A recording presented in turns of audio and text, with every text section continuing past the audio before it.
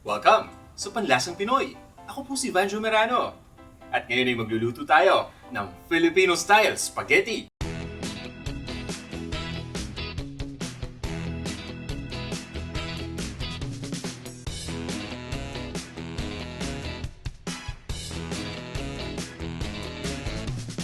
Ito yung mga ingredients na gagamitin natin para sa recipe na to. Spaghetti. Naluto na natin ito according to package instructions. Filipino-style spaghetti sauce.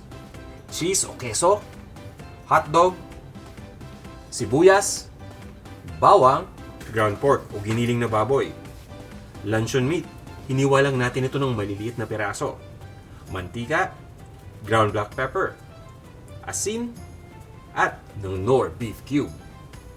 Bukod dito sa mga ingredients na to, gagamit din tayo dito ng tubig.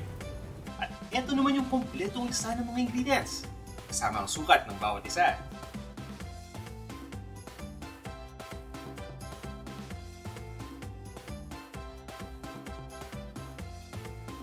Kung handa na kayo, tara, umpisa na natin to. At dahil naluto na natin itong ating spaghetti, gawin naman natin yung sauce nito. Magpapainit lang tayo ng isang cooking pot o ng isang pan. At lalagyan lang natin ito ng mantika. Pabayaan lang natin na uminit yung mantika.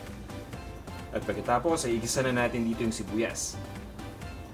Itong sibuyas ay hiniwa lang natin ng maliliit na peraso.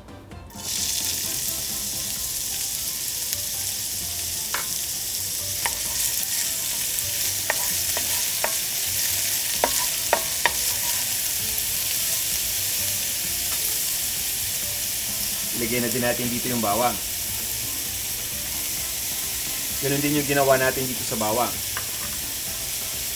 Dinurog lang natin ito at hiniwa lang din natin ng maliliit. Ituloy lang natin ang paggisa dito hanggang sa lumambot yung sibuyas. Pagkatapos, ilalagay na natin dito yung giniling na baboy o yung ground pork.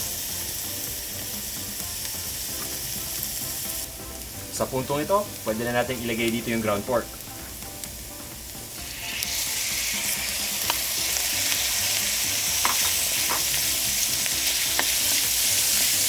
Tutuloy lang natin ang pagluto dito hanggang sa mag-light brown na ang kulay nito. Mapapansinin nyo maya-maya maghihiwalay-hiwalay ito sa isa't isa.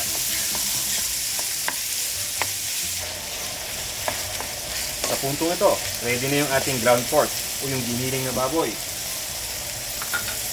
Naglalagay ako dito ng luncheon meat. Nakakatulong to para magpasarap dito sa ating spaghetti. Tuloy lang natin ang pag-isa dito. At pagkatapos, ilagay na natin dito yung hotdog.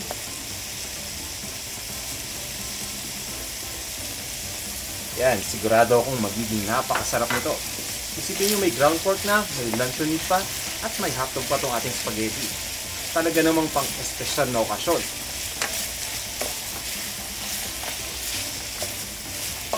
Igigisa lang natin ito ng mga 2 hanggang 3 minuto pa.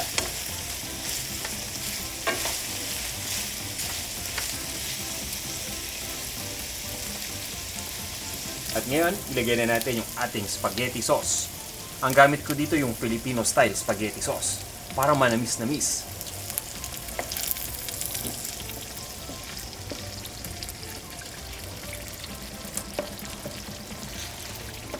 At pagkatapos, isusunod na natin dito yung tubig. Kailangan pa kasi nating lutuin dito yung ground pork ng medyo matagal. Kaya nilalagyan natin ito ng tubig. Habang niluluto natin dito yung ground pork, unti-unting lalabas ang lasa nito. So ang gagawin natin ngayon, papabayaan lang natin na kumulo muna itong mixture. Sa puntong ito, pwede na natin ilagay itong ating Knorr beef cube.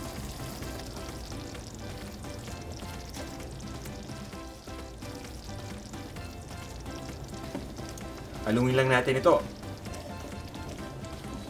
Pwede rin tayong gumamit dito ng Knorr pork cube.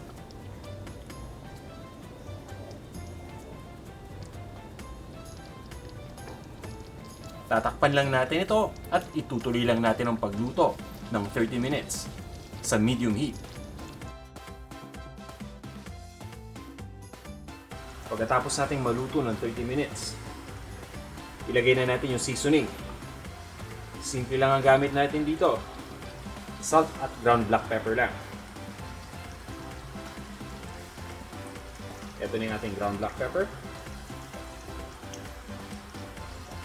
At ilagay na din natin yung ating salt, yung asin. Haluin lang natin ito.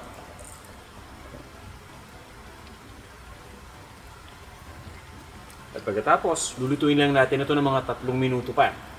Pagkatapos ng 3 minuto, itatap lang natin ito dun sa ating spaghetti na naluto na. At lalagyan lang natin ito ng cheese sa itaas.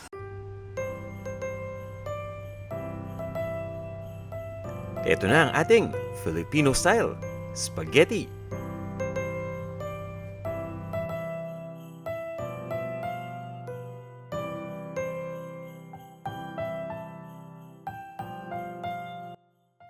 Tara, tikman na natin tong ating Filipino-style spaghetti. Diba? Itsura pa lang, oh. At amoy, nakakatakam na. Isa to sa mga paborito ko. Alam mo yung paborito ko yung matatamis na spaghetti, eh. Katulad nito.